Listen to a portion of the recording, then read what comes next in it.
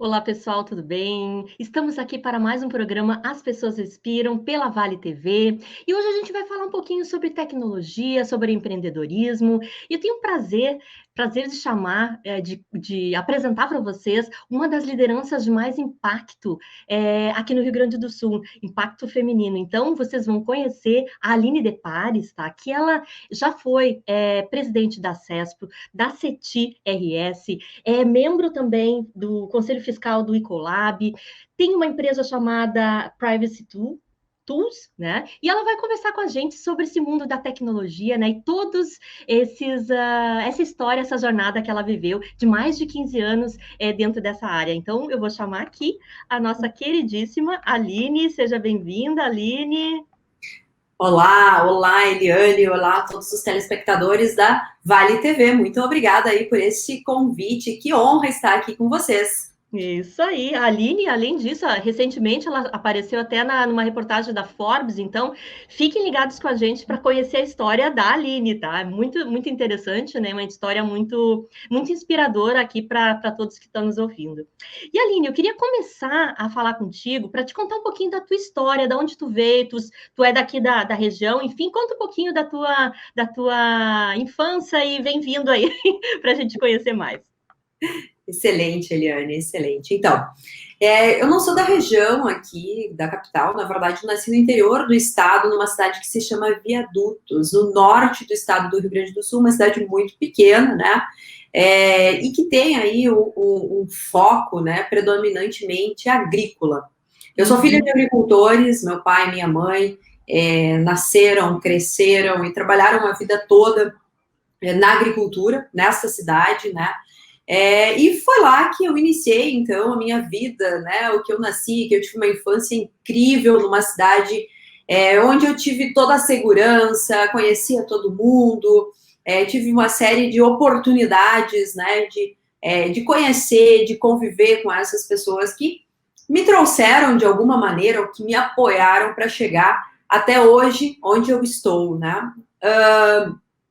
Como é que funcionou todo esse processo, né, da Aline nascendo numa cidade muito pequena, filha de agricultores, e do nada, né, ou basicamente um tempo depois se tornando aí CEO de uma empresa de tecnologia, fundei mais de uma empresa na área de tecnologia, na verdade.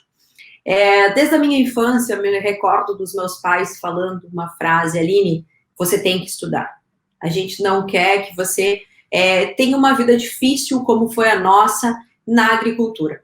De verdade, hoje, a agricultura, ou o agro, como a gente conhece, ele já está muito diferente de quando a Aline convivia lá na infância, né, com os meus pais. Então, de verdade, eles tiveram uma experiência agro bem distinta do que a gente está acostumado aqui, uma experiência extremamente manual, uma experiência onde eles tinham que trabalhar arduamente.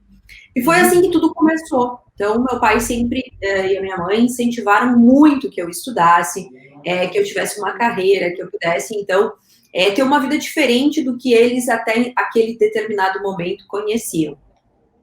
Saí da minha cidade, né, pequena, tive a oportunidade de fazer magistério, e aos 17 anos passei no vestibular e vim para Porto Alegre. Eu iniciei minha carreira ainda no magistério.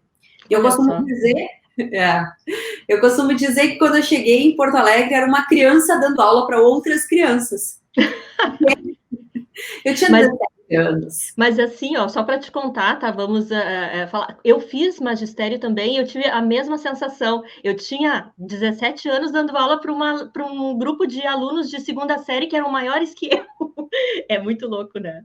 É verdade. E aí, né, vamos lá, somado à questão de ser muito jovem, ao fato de estar distante da minha casa, dos meus pais, isso acabou fragilizando um pouco naquele momento se eu realmente queria manter a minha carreira na docência, né, ou ensinando as pessoas. De alguma maneira, eu acho que a docência deu uma grande possibilidade, uma formação, uma base, na verdade, para que eu me tornasse líder.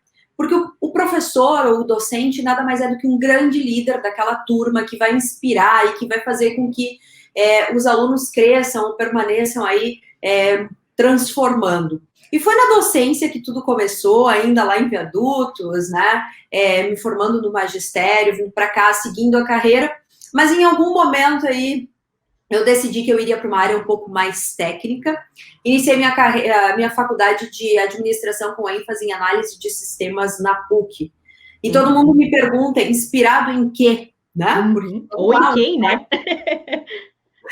Os pais são agricultores, então não é um quem, né? Porque não tinha ninguém na minha família de verdade que vinha de uma área de tecnologia. E todo mundo passa, como que você vai, então, para TI? E eu sempre falo, né? Bom, gente, eu cheguei, olhei a lista de cursos e pensei, qual é a área, né, que vai estar em todas as empresas? Se eu der errado em uma, certamente eu vou ter a oportunidade de ir para outra. E eu consegui, de maneira ímpar, somar duas áreas que hoje, sem sombra de dúvidas, estão em todas as empresas, que é a administração e a tecnologia. Eu costumo dizer que desde a NASA até a padaria da esquina nós temos a administração e nós também temos a tecnologia, nesse momento. Verdade. E foi assim que tudo começou, um grande anseio de dar certo, de não decepcionar a minha família, as pessoas que me viram crescer, de voltar, né, para a minha cidade, não que isso significasse um fracasso, muito antes pelo contrário, acho que não é isso que determina o sucesso ou o fracasso, mas na verdade eu queria ter uma formação. Então foi assim, com essa inspiração, com essa necessidade, com esse anseio de ter aquele canudo, de ter a formação, que eu fui para a administração, que foi uma área que com certeza eu me encontrei muito e que permaneci, então, liderando como aquela origem, né, na docência e, consequentemente, a área de tecnologia, que é uma área que me fascina, que eu acredito que transforma a vida de todos nós. A gente tem dezenas de exemplos, né, que a tecnologia mudou e que segue mudando a vida ou a forma como a gente se relaciona com as coisas. Então, foi essa curiosidade, esse misto de sair de uma cidade do interior incrível, né, que tem uma série, como eu disse, a minha cidade me permitiu conviver com a natureza de uma maneira ímpar, de conhecer as pessoas, de ter uma proximidade, de ter aqueles encontros de família no Natal, né, que hoje a gente acaba perdendo um pouco a essência, as festas da comunidade, né? Então, sair um pouco desse modelo um pouco mais calmo e vir para uma capital no anseio de fazer acontecer, de transformar e voltar lá transformada ou no mínimo diferente. Sem dúvida. E Aline, olha só, tu tem essa veia, digamos assim, empreendedora, né? Talvez os teus pais talvez eram empreendedores também lá, enfim, né? Já veio, mas quando tu foi para a área executiva mesmo, conta um pouquinho para nós dessas tuas experiências como presidente de grandes instituições, de associações. Como é que foi isso para ti? O que tu teve de aprendizado com elas? Excelente pergunta. Os meus pais não são empreendedores de fato, né? Não tem uma empresa no modelo em que a gente conhece. Mas eu considero tanto meu pai quanto a minha mãe grandes líderes, ou intraempreendedores, como a gente diz. Eles tinham uma pequena propriedade, muito pequena, e eles tinham que administrar, nos sustentar, fazer acontecer com todas as adversidades que eu mencionei, que o agro lá atrás nos entregava. A gente não tinha essa questão de previsão do tempo por satélite, máquinas, né? Tudo que hoje o agro já está bastante avançado, graças, de novo, à tecnologia. Mas vamos à tua pergunta, Eliane. Como foi, né, para a Aline assumir esses cargos? Na minha opinião, é um grande processo. E ele não acontece do dia para a noite, ele não aconteceu no momento em que a Aline foi convidada a assumir a presidência da CESP. Mas ele inicia lá na minha infância, na minha formação, né, com os meus pais, com a base que é a família, bem, somado a isso a formação, as experiências profissionais, até o momento em que aí a Aline se torna a executiva. Mas como é que receber o convite, iniciar uma empresa? Eu comecei a empreender com 24 anos. A minha primeira empresa iniciou, eu tinha 24 anos. Então, eu costumo dizer que o meu currículo é uma soma de empresas. E, ok, como é você sentar na cadeira de empreendedora. Todo mundo imagina o empresário, a empresária, aquele glamour sem fim, né? Mas, de verdade, e aí eu estou parafraseando você, Eliane, aqui, né? É esse glamour, né, que a gente imagina ou que a gente gostaria que fosse. Nós temos aí uma série de desafios no nosso país, que todos nós, empresários, a gente precisa enfrentar e passar por eles, né? Todos os dias. Não tem assim, Aline, como é que foi o teu dia ontem? O que tu conseguiu planejar para hoje? Eu brinco que eu consigo planejar até às 7 da manhã. E muitas vezes até às 7.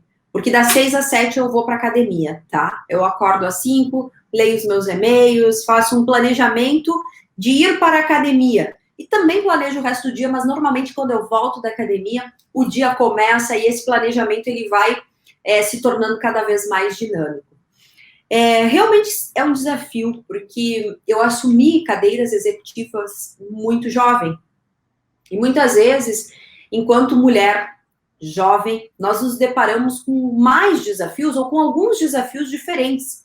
Eu acredito e eu sempre defendo que ninguém senta na cadeira senão por capacidade. E eu sempre busquei as minhas cadeiras pela capacidade. Mas muitas vezes você precisa trabalhar arduamente para provar, para mostrar que realmente tu senta nessa cadeira por capacidade e não porque alguém te colocou nela ou porque você ganhou essa cadeira, porque de verdade não é essa a minha história. Como eu disse, eu não tenho pais empreendedores, nem nada disso. Então, as cadeiras que eu sentei, eu conquistei. E, sem dúvida, em alguns momentos, eu também precisei mostrar a que vim, né? No início, a gente tem um pouco mais de dificuldade, mas com o passar do tempo, ou com o acúmulo de sinais, né, que a gente vai somando, ou anos, enfim, que a gente tem, a gente consegue se empoderar mais dessas cadeiras, né, e mostrar que realmente estamos nela porque merecemos, porque fizemos acontecer, ou porque temos capacidade para assumir. Tem desafios, sem dúvida, tem acertos, muitos, tem erros também, mas eu acho que é a maneira como a cada desafio, a cada acerto, a cada erro que a gente comete, ou que a gente consegue aí bonificar a empresa, ou até mesmo a nós mesmos com os nossos acertos, como a gente reage, né, é que vai nos manter ou, eventualmente, nos tirar dessas cadeiras. Então, na minha opinião, sim, são desafios imensos, né, mas a gente precisa não se abalar com as provocações que muitas vezes a gente tem e seguir em frente, vamos reagir, vamos sentar na cadeira, se empoderar nessa cadeira e mostrar que a gente conhece a cadeira. É verdade, isso é muito interessante, né, Aline, porque sempre eu penso assim, que hoje eu até fiz um post falando sobre isso, sobre a questão da liderança começar com a gente, né, e começa muito de dentro da gente, né, porque se nós estamos mais harmonizados, se a gente aceita, mais empáticos, né, as coisas, por mais que sejam duras, às vezes a gente está num ambiente que não é um ambiente tão favorável e tudo, mas a gente consegue ter mais resiliência, né, e com isso a gente tem um aprendizado, né, desses momentos que a gente vive, né, eu acho que tu também deve concordar com isso, né? Sem dúvida. Eu falo, muitas vezes eu sou convidada para falar sobre empreendedorismo feminino, né, e uma das coisas que eu defendo é que nós, mulheres, somos mestres em resolver problemas ou dar soluções. Das mais simples, como 11 horas da manhã e temos que aumentar o almoço de um minuto para o outro, porque chegou visita, né? E a gente consegue, de um minuto para o outro, pensar numa solução e fazer aquele banquete e receber os convidados de uma maneira ímpar. Até mesmo definir se vamos buscar investimento do fundo A ou do fundo B, qual o fundo que tem mais fit com a minha empresa, que tem a mesma tese de investimento que eu tenho, né? Então, nós temos isso de maneira genuína, tá na nossa genética, né? Resolver problemas. Então, dar soluções. Não só resolver problema, mas dar solução. Porque muitas vezes não é problema. Muitas vezes são desafios. Então, sim, temos situações para resolver, mas também temos soluções para entregar para o mundo. E aí, somado, né, o propósito da mulher, né, toda essa questão que nós temos aí de maneira ímpar, né, a solução de situações. Mais a questão que, enquanto mulheres, nós temos uma sensibilidade E o empreendedorismo, enquanto conceito, diz que nós precisamos entregar soluções para o maior número de pessoas possíveis. Esse é um dos conceitos. Então, eu sempre digo, por que não a mulher está comandando, já que nós somos, né, as responsáveis por muito e muito tempo, muitos anos, né, na entrega de soluções. Isso é muito legal, né, Aline? E eu ia te perguntar agora, complementando essa questão, né? Quando tu montaste, então, a Privacy Tools, né? Vou começar a falar um pouquinho mais sobre esse lado empreendedor. Qual foi o teu propósito efetivo, né? E como é que isso se relaciona com o teu propósito pessoal, né? Eu queria te ouvir nesse sentido, assim. Legal. A minha primeira empresa não foi a Privacy Tools, Eliane. A minha primeira empresa se chama Maven e hoje nós somos os líderes na entrega de conteúdo digital.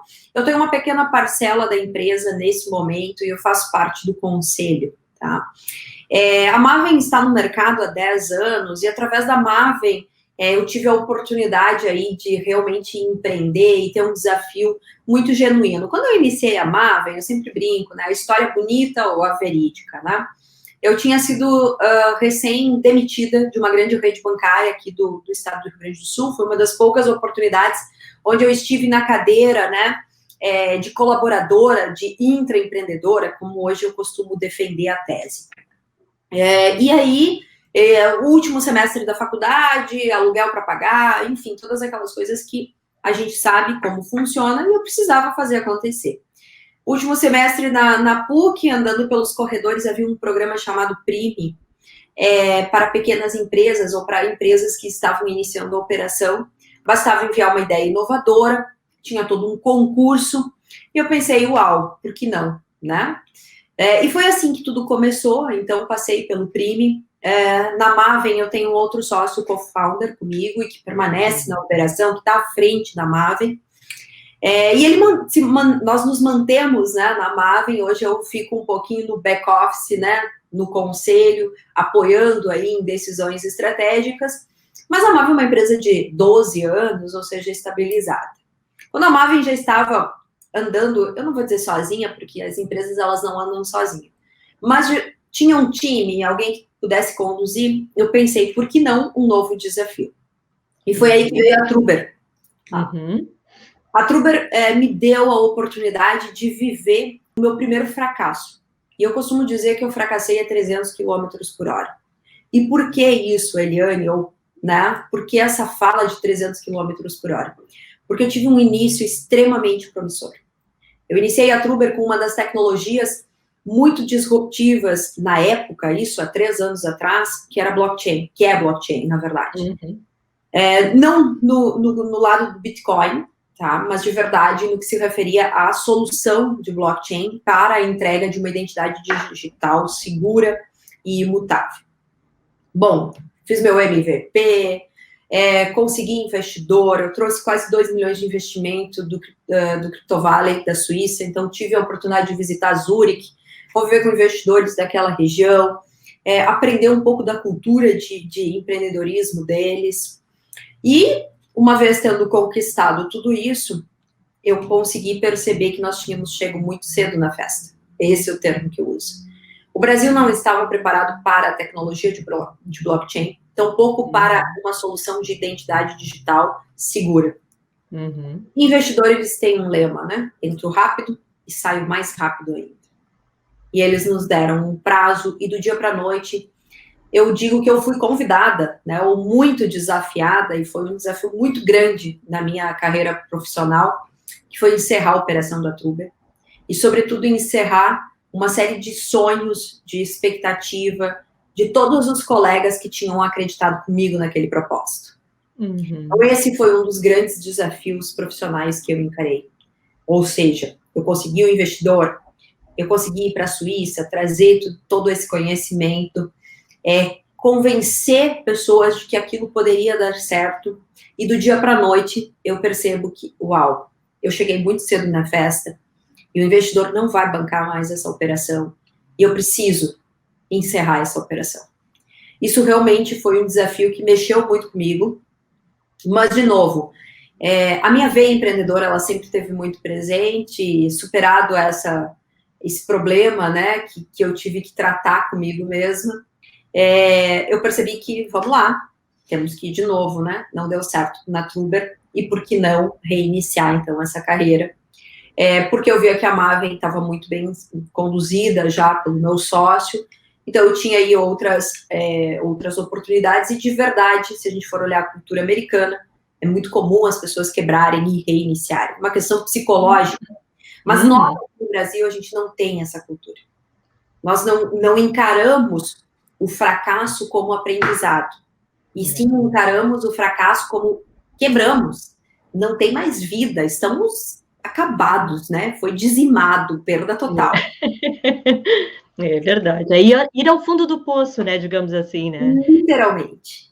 E de verdade, o fracasso, ele nos deixa mais maduros, mais seguros, mais preparados para uma série de novos desafios que fatalmente eles vão continuar surgindo. Foi aí que iniciou a Privacy Tools. Como eu disse, o meu propósito sempre foi empreender, ajudar as pessoas, transformar vidas através das empresas diretamente. Hoje eu emprego pelo menos 60 pessoas direto.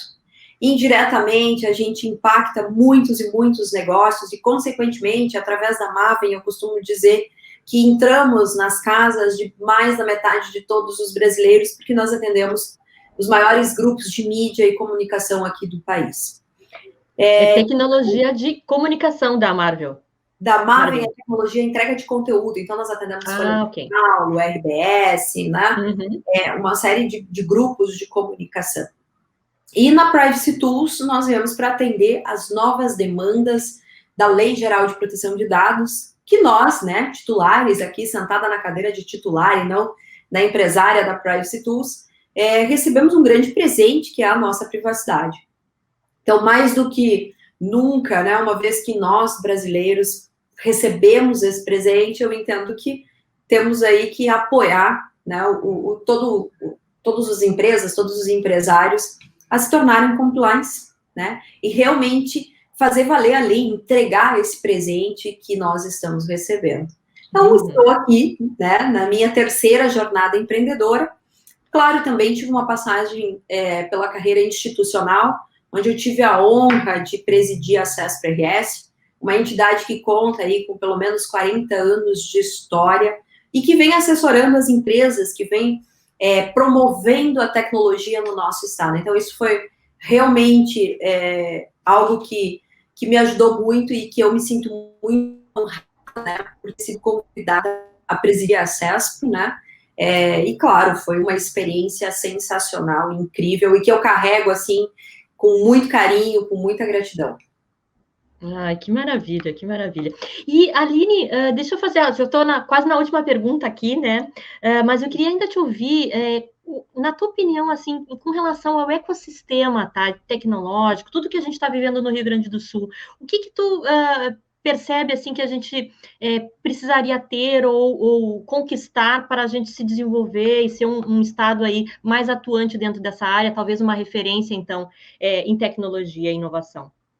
Excelente. Bom, nós temos tudo para ser a referência em tecnologia. Nós temos universidades de ponta que estão aqui no nosso estado, a PUC, a Unicinos, todas as que estão aqui têm cursos da área de tecnologia. Nós temos aqui no Rio Grande do Sul empresas multinacionais que são referências e que são reconhecidas no mundo inteiro e que estão nos nossos polos de tecnologia. Então, nós temos, como diriam lá no interior, na minha cidade de origem, a faca e o queijo na mão. Hoje, a área de tecnologia não é uma área tradicional. Quando a gente vai para as universidades, o que a gente percebe?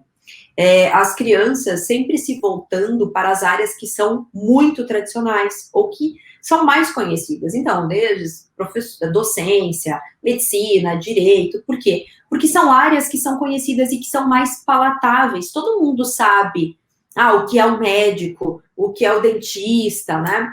Agora, quando você fala um arquiteto de software, fica aquele cri. Que isso? O que é isso, né? E de verdade, hoje, as áreas de tecnologia são áreas que empregam e que têm empregos ou postos de trabalho sobrando, oportunidades magníficas, né? De conhecer novos negócios, de viajar para outros países. Eu tive a oportunidade de fazer uma missão de tecnologia para Israel, para Estônia, para Suécia, tive a oportunidade de buscar investidor no Crypto Valley, ou seja, as oportunidades na área de tecnologia, elas são cada vez maiores, mais atraentes, e o que eu percebo é que nós, né, ainda não temos, enquanto gaúchos, né, eu vou trabalhar não só brasileiros, mas especialmente gaúchos, nós não temos isso muito claro em mente. Quando a gente vai para a feira de profissões das escolas, o que tem lá? O que você quer ser? Eu quero ser professor, eu quero ser dentista, eu quero ser advogado, eu quero ser engenheiro, mecânico, né? Por quê? Porque são profissões que existem, que estão entre nós desde sempre. E dificilmente uma criança convive com um arquiteto de software. Uhum. Né? Ok? Realmente. Quem é o arquiteto de software? Então, a gente precisa mostrar, né, para os nossos jovens que a área de tecnologia é uma área muito sexy, talvez tanto quanto as outras que eles vislumbram, né? Uhum. É uma área que entrega muitas oportunidades e que a gente brinca, né? Hoje, nas nossas empresas, a gente tem na casa de 10 vagas em aberto. E vivemos aí um apagão, né? Então, os que estão nos acompanhando aí, enviem seus currículos, porque estão realmente buscando. É uma área que nos entrega uma flexibilidade, um conforto no trabalho, oportunidades, como eu disse, de viajar. Empresas de tecnologia não atendem um único cliente, não focam em apenas um segmento ou um cliente. Então, eventualmente, vai estar prestando serviço lá em São Paulo, daqui a pouco você está em Nova York. Então, também te entregam opções de conhecer outros lugares, outras culturas, outros países. Eu acho que isso é um benefício, né, que muitas vezes eles são negligenciados. É verdade. Que legal, Aline. Olha, eu só tenho a te agradecer por esse bate-papo aqui super produtivo, né? E trazendo sempre a tua experiência, que eu acho que é muito valiosa, né? As experiências de vida das pessoas, elas nos trazem, acho que mais alento, né? A gente não está sozinho no mundo, né? Problemas a gente tem sempre, né? Em todas as profissões, né? Mas eu acho que a gente tem que levantar, dar a volta por cima, né, e seguir o nosso caminho dentro do nosso propósito e tudo mais. Então, eu te agradeço aí de coração ter participado com a gente aqui na Vale TV e ter essa oportunidade aí de falar contigo e saber das tuas percepções de mundo, né, Aline? Muito obrigada. Eu que agradeço, Eliane, estou à disposição sempre que precisarem. Muito obrigada. Eu que agradeço. Agradeço também as pessoas que estão com a gente aqui pela Vale TV. E até semana que vem com mais um programa As Pessoas Inspiram. Tchau, tchau.